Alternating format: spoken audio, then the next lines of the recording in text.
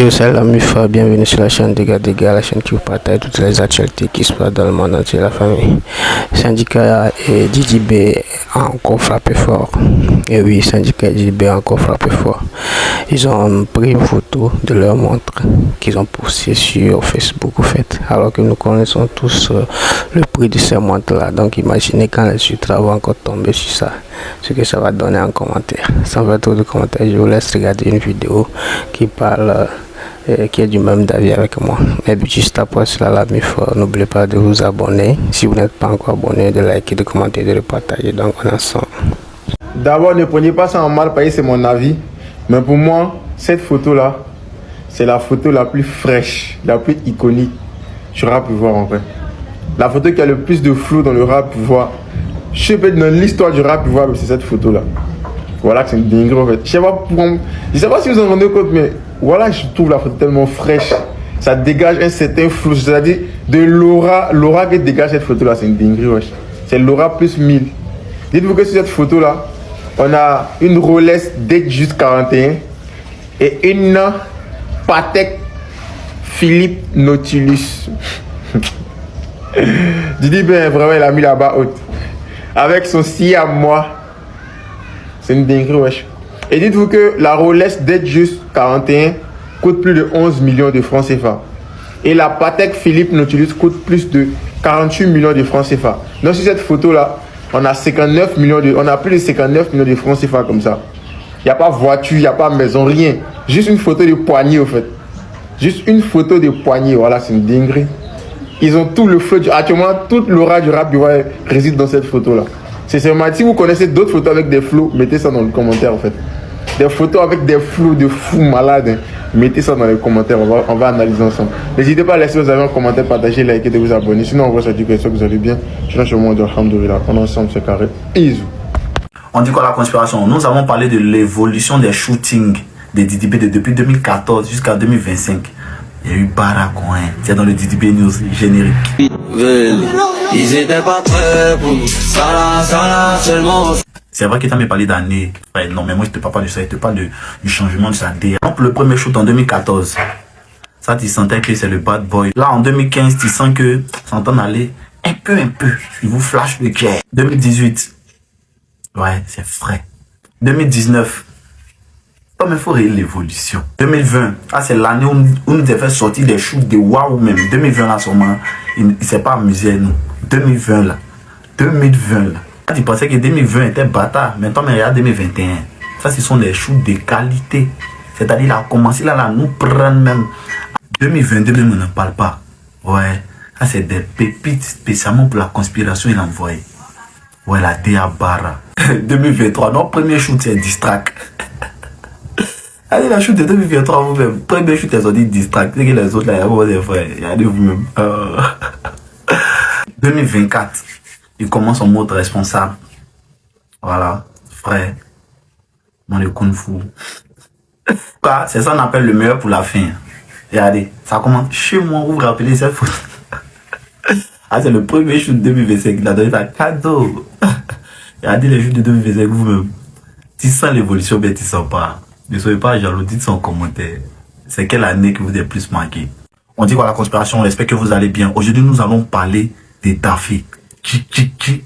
Daffy, ça vient.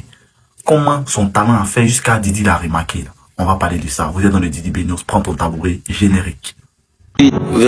Ok, donc tu dois savoir que le Daffy même en question, il est nominé au premier dans la catégorie meilleur arrangeur. C'est mieux d'aller voter en même temps. C'est que tu as me demandé, mais Daffy là c'est qui? Il est quitté où? Daffy c'est un jeune beatmaker de la nationalité ivoirienne mais d'origine nigérienne. Ce qui est hâte, c'est que son nom Daffy c'est son prénom, en même temps c'est son blaze. Il rentre dans le beatmaking d'abord en jouant à l'église. Mais il jouait quoi à l'église? Il jouait piano, il jouait guitare. Avec plus de curiosité et plus l'envie d'aller loin dans la musique, il se lance dans le beatmaking. Il avait comme pour idole dans le beatmaking Baby Philippe, Tamsi et Arèche Aîné. C'est normal, vous-même écoutez Bizarre.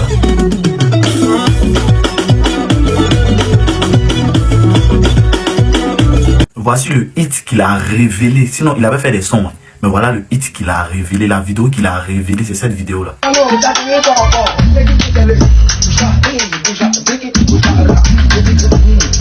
Il s'est pas arrêté là. Hein. C'est lui qui enchaîne. Il a envoyé ça là encore. C'est pas son talent qui s'est fait remarquer par Didi B, tout simplement, en nous envoyant des hits, comme un son par exemple comme ça. Comme ça aussi.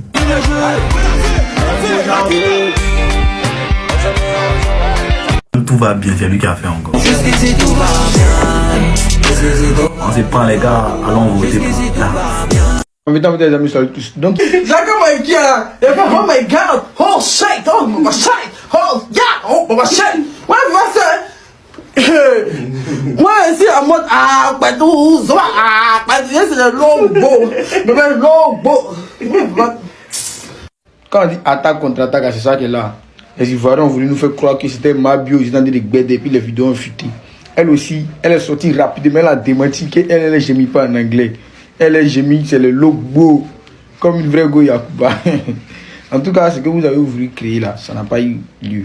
Voilà. Vous avez voulu créer une polémique du genre, c'est Mabio, Maintenant, la dame en question, l'actrice pour des films pour adultes est sortie. Elle s'est abonnée à la page de Mabio Instagram. Elle a même décidé de faire amitié avec quelqu'un bientôt. Elle sera en Côte d'Ivoire. Il y a même un clip de Mabio qui doit sortir bientôt. Elle va envoyer des danseuses américaines. Elles vont venir twerker dans le clip. Ça vient vers vous. À l'aide, dans The Reven, nouveau dossier, c'est devant vous tous. Oui, Zagba le requin, c'était Milano au studio. La collaboration a repris. Voici Zagba qui va venir réagir encore dans la vie de Sté Milano, qui n'a même pas fait de bonne odeur.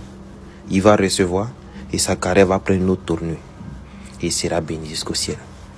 Non, Milano, sans eux, tu peux devenir quelqu'un. Non, Milano, Jésus les métis, c'est la banque qui joue ballon. Milano est quitté derrière eux. Il y a comment ta carrière a commencé à palpiter. Hein? Il y a comment ta carrière a commencé à devenir des McGregor. Il y a des gens là, c'est Dieu qui les amène et puis il les met à côté de toi pour te faire évoluer. Tu as vu que là dans le studio, il n'y a pas papa, pas maman. C'est toi, Zagba, et ton manager, non? Et toi-même. Regarde, maintenant tu portes ça à main. Tu as vu que. Donc là, c'est devant tout le monde. Zagba a repris la carrière de Sté Milano en main. Et vous allez voir ce que ça va donner. Et merci beaucoup, Zagba le requin. Tu as la main sur le cœur. Merci beaucoup à toi. C'est mieux, vous allez continuer à donner vos avis dans les commentaires pour entendre des saluts. Peace. Alors ça m'a levé en léger là.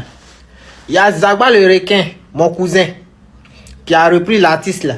Sté Milano. Voilà, parce que ça va pas. Vous voyez bien le teint, tout ça, le teint est parti. Voilà, les dopélines sont en train de prendre le terrain. Ils ont pris toutes les petits gars du pays. C'est pas bon. Donc, il va le reprendre pour essayer de le relancer. Là, son papa n'est pas là. Hein. Sur la photo, on ne voit pas son papa. On ne voit pas sa maman, ni ses oncles et tout. C'est Zagba seul qui est sur la photo. Voilà. Donc, il va le relancer.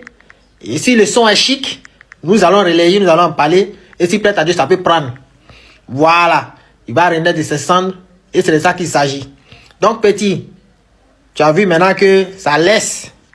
Tu as vu maintenant que c'est pas ce que tu croyais. Tu as vu maintenant que c'est pas Zagba qui mangeait ton argent. Mais ce sont les gens qui mettaient les choses dans ta tête. Voilà. Dès l'instant où mon cousin est derrière toi, c'est que j'y suis, bien sûr. Donc, à bientôt. Et on est ensemble. Mais il faut aller repayer ça avant que tu payes avant. Ton nouveau savoir, ça ne prend pas. On est ensemble. Ça pleure dans le monde des Oubia, les gars. L'heure est très grave. L'heure est très grave. Le pape Léon XIV vient de frapper très fort sur la minorité Oubia, les gars. Encore appelé double sim. L'heure est très grave. Ça pleure dans tout le monde entier. Ça pleure en Europe, ça pleure aux États-Unis, ça pleure en Côte d'Ivoire. L'heure est très grave sur les doubles sim, les gars. Je vais vous décortiquer ça dans les 360 degrés près. Donc, il faut liker la vidéo. Il faut partager. Parce que TikTok n'aime pas les vidéos où on parle des Oubia ou bien des doubles SIM. TikTok est contre ça. Donc, il faut partager pour qu'on ne restreigne pas, on ne supprime pas la vidéo. Les gars, l'heure est très grave. Le nouveau pape Léon XIV américain, il a pris des décisions fermes sur la minorité Oubia. Pour ceux qui ne connaissent pas ce qui veut dire Oubia ou bien double SIM, on va vous dire ça en commentaire. Les gens vont venir vous dire ça en commentaire parce que l'heure est très grave. L'heure est très grave. Le pape Léon XIV a frappé fort, les gars. Il a frappé fort. Parce que rappelez-vous que Donald Trump avait pris des mesures où il devait donner des sanctions à ceux qui sont double SIM ou bien des Oubia. Le pape Léon XIV s'est aligné derrière Donald Trump. N'oubliez pas que le nouveau pape Léon XIV est un Américain. Les gars, l'heure est très grave sur les roubillages. Je pense que le monde est en train de retrouver le bon chemin.